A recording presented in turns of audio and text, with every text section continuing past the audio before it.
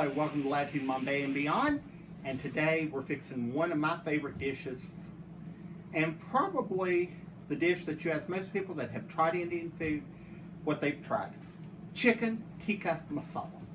Chicken tikka masala is very simple. It is bites of chicken that have been marinated in spices and yogurt, and then traditionally it's skewered and cooked in the tandoor oven.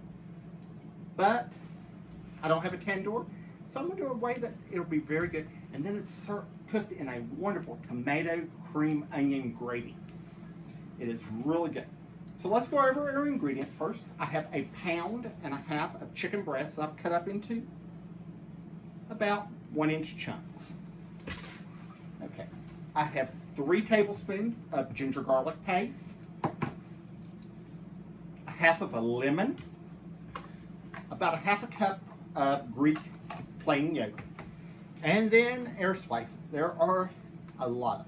This is 2 tablespoons of garam masala, a teaspoon of turmeric, a teaspoon of salt, a 1/2 teaspoon of pepper, a 1/2 teaspoon of coriander, a teaspoon of Kashmiri red chili powder, a 1/2 teaspoon of kasuri methi or fenugreek leaves, a teaspoon of cumin, and a 1/2 teaspoon of chaat masala.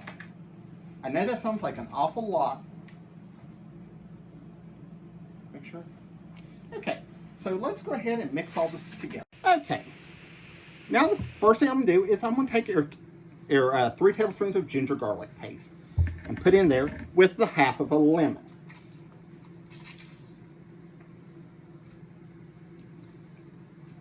Make sure we get any seeds out.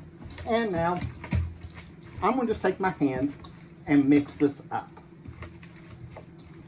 A little bit of the history of this dish is they don't know where it was begun. The British say they invented it. The Indians say they invented it. But it's the national dish of England or Britain. And only thing I know is it's delicious. It's flavorful, yet it's very tasty, and it's really yummy. Now, what I'm going to do is I'm mixing in my chicken in the spices. Some recipes that you'll find say to mix the spices in with the yogurt.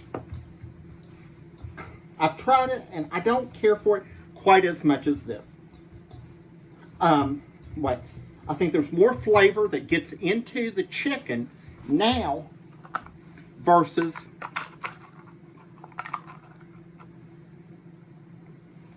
mixing the yogurt with the spices. Try to get this open. And this is a cup or a 1/2 cup of yogurt. And I'm just going to mix this up by hand. Okay. Now, this is the secret. This is all the prep work to making this chicken tikka masala. Is just rub the spices and ginger in your chicken, add the lemon juice and the yogurt. Now, what I'm going to do is cover this, and then we're going to let it set for a minimum of 3 to 4 hours. 2 hours you can. 12 hours is great. 24 hours, it may start getting over marinated and may start turning stringy. So let's go ahead and cover it, and then we're going to marinate it, and we'll see you later. Okay, welcome back. What I've been doing is our chicken that we marinated last night. I've been browning up in 2 tablespoons of ghee. And I'm doing it over medium-low heat. Medium, because we don't want our spices and our ginger and garlic to burn as we're browning this. It's smelling really great. And notice how the yogurt has just tenderized the meat. And I've been browning about 2 minutes aside. I don't care at this point about making sure it's done all the way through, because it'll continue cooking in the gravy. But That looks really good right now. Now, the next thing I'm going to do is I'm going to remove this here, and I'm going to set it over here to be resting. Now, I'm going to go ahead and add in more ghee. This is 2 tablespoons of ghee that I'm adding additionally into this. And with this, I'm going to go ahead and start toasting some whole masalas. And as I add them, we're also going to scrape up some of these wonderful little brown bits on the bottom of the spices. So the first thing I'm going to throw in is about a 1-inch piece of cinnamon that I broke up into 2 pieces. And I'm going to just cook this for a few seconds until the cinnamon becomes fragrant. And now I'm going to add in 4 green cardamom pods. And they're going to add a wonderful sweet flavor to this. And I'm going to cook them until they puff. And let's see if I can get the camera a little bit better. See here how they're starting to plump up a little bit? We're going to keep scraping. And now, in goes our onions. And this looks like, I know, a ton. It's 2 red onions that I have diced. I'm going to put them in here. And we're going to start stirring this.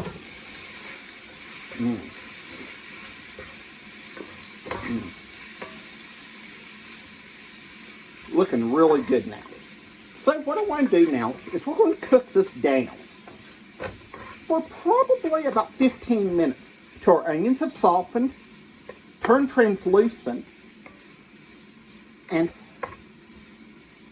really reduced in the volume. So, like I said, I'm just going to stir this up. While this is cooking, let's go over the rest of our ingredients. I have 2 tablespoons of our ginger garlic paste. I have our first addition of spices that I'm going to add. Right here, I have a teaspoon of turmeric, a teaspoon of coriander, 2 teaspoons of garam masala, and a teaspoon and a half of cumin powder.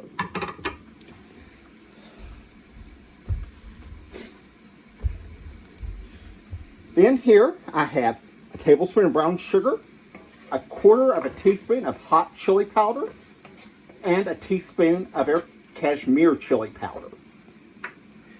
And lastly, I have a 1/2 cup of cashews that I soaked in boiling water, just poured it up to the top, let them sit about 2-3 hours, and ran them through my food processor to make a paste, and 3/4 cup of whipping cream. So let's go ahead and continue letting these onions cook down, and I'll see you when they're done.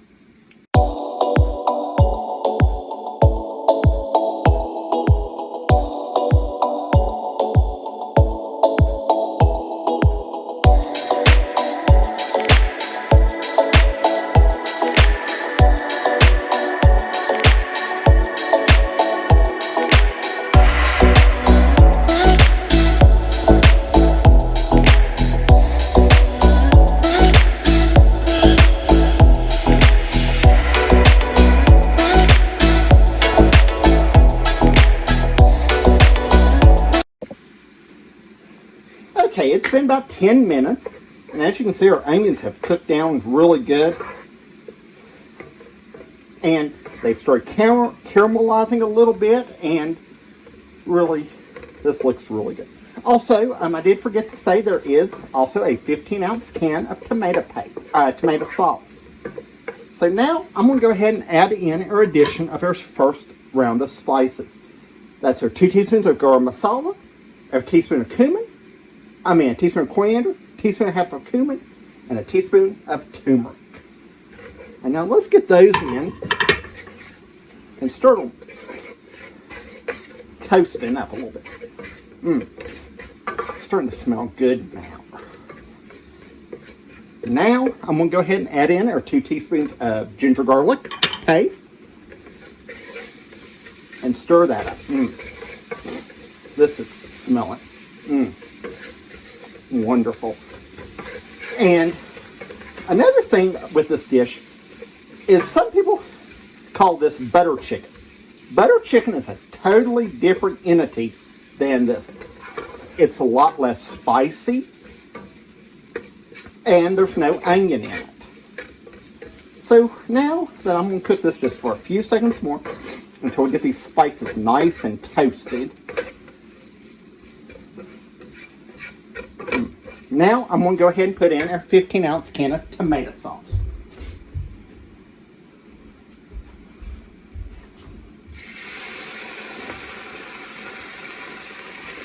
And now we're going to mix this all up. And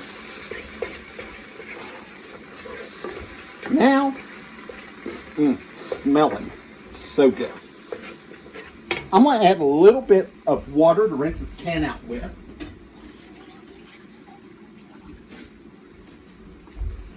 This is about a 1/4 cup of water that I've rinsed the can out with. And now, we're going to stir this up. And we're going to cook this over a medium-low flame again until it evaporates. All the water, moisture has evaporated. And we'll start seeing the oils in the masala cook out. And this should take a good 15-20 minutes. Do not rush this step. I cannot stress this enough. You do not want to rush it, because this is where the flavor of our dish is coming from. I mean, this is wonderful. The smells, can't wait to try it. It's going to be so good. So let's go ahead and I'm going to cook this, and when it's cooked down, I'll join you back.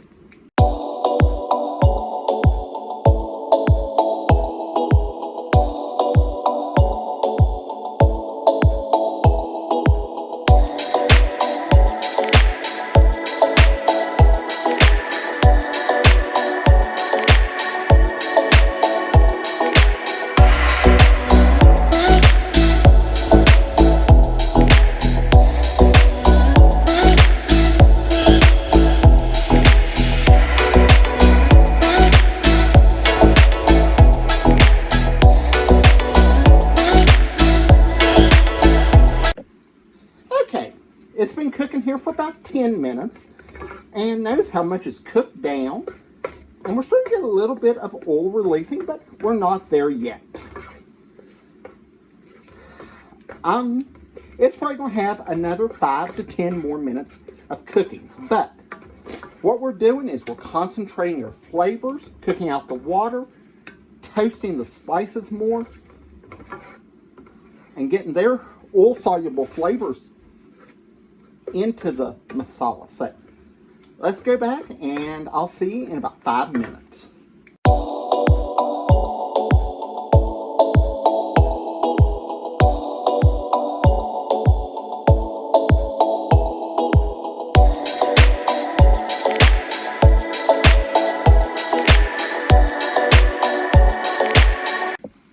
Okay, it's been about 5 more minutes, and if you can see, it's starting to thicken up. And as we're stirring it, notice how it's kind of sticking together, and we're getting a little bit of oil coming out the sides. A lot of people would say this is ready. No. This has probably about another 5 to 10 more minutes of cooking. But you see how it's kind of all moving as one mass now, so that's good. The color's gone from a red to a reddish brown, which is even better. So let's let it cook about another 5 minutes, and I'll see you then.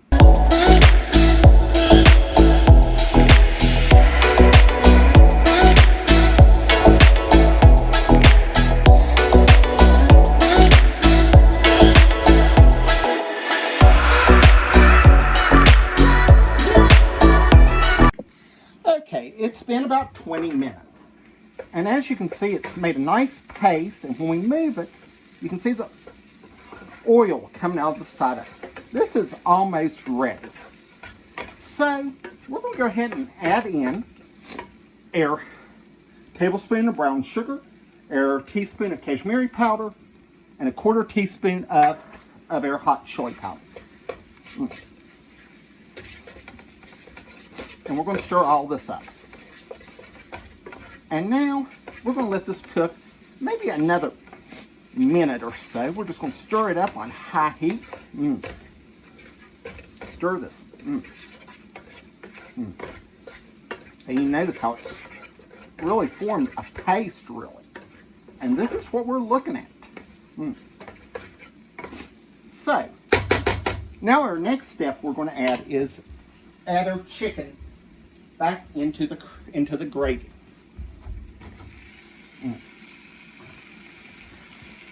Make sure we get all that good juice in it too. Okay, now, looking really good. But now we need to add a little bit of moisture. And the first thing I'm going to put in is I have some hot water. I'm going to put in about a cup to begin with. And let's get mixed up and make sure it's really looking. I think we can, actually, we're going to probably have to go with about another 1/4 of a cup, probably another 1/2 cup of water. Now, about like that. Okay.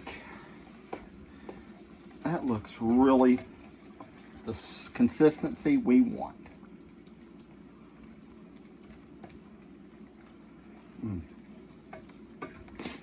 Now, what we're going to do now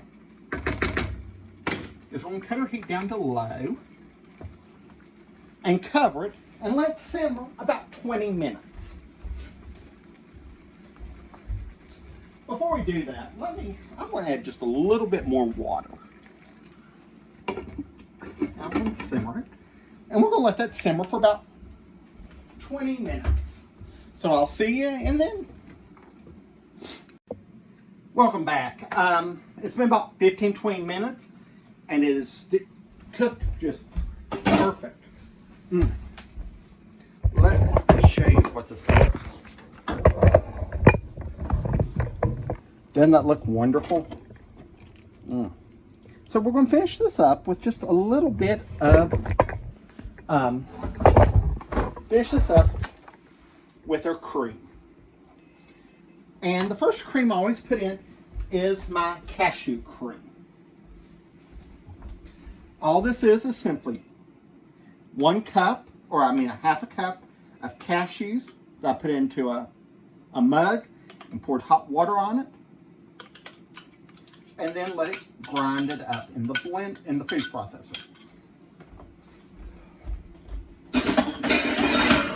It's going to give it a couple things. It's going to give it a richness and a nutty taste. Also, it's going to give it a lot of creaminess and flavor that the cashews impart to the dish.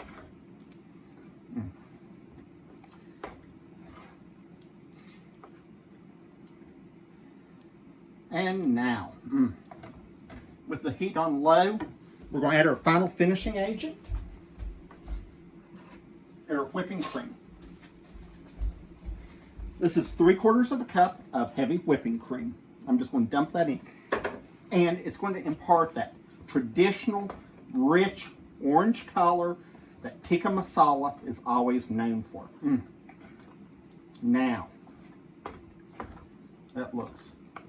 Get that mixed. And this is one of, like I said, this is probably the Indian food that most people first try. It has some exotic flavors, but yet it also has some familiar taste too. But there's a lot of variations on this, but this is what I'm counting on.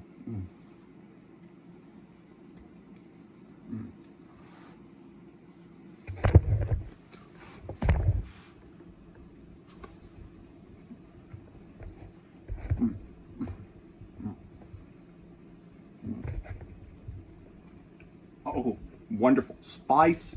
Has a good spice flavor. Creaminess.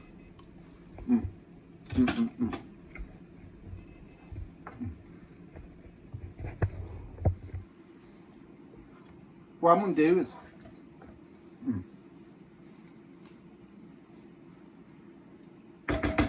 I'm just going to cut it off the heat.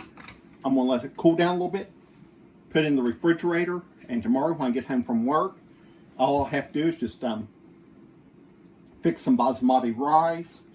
On the way home, I may pick up a package of naan at the deli. So very easy, wonderful dish, perfect level of heat, flavor.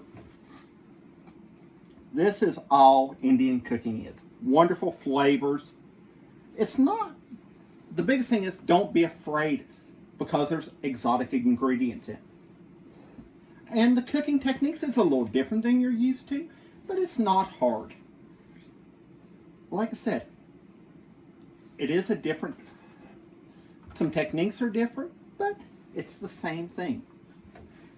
The biggest thing is cook it low, make sure none of your spices burn, make sure you cook your masala paste till it is really done, and just enjoy it. This is wonderful.